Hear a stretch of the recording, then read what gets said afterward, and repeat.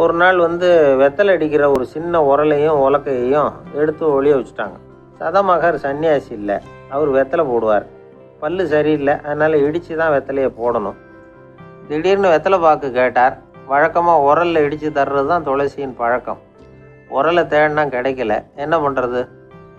குரு கேட்டுவிட்டாரே, குரு சேவை தானே முக்கியம்.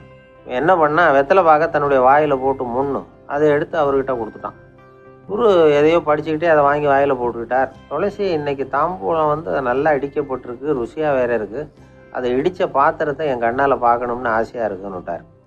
அதை மட்டும் அனுப்பி போய் நீ வர வேண்டான்னு வேற சொல்லிவிட்டார். இதை கேட்டதும் துளசி தவிச்சு போயிட்டான். இவன் போகாமல் எப்படி வாயை மட்டும் அனுப்பி வைக்க முடியும்? இவன் தவிக்கிறத பார்த்ததும் மற்ற சீடர்களுக்கெல்லாம் மனசுக்குள்ளே ரொம்ப சந்தோஷம்.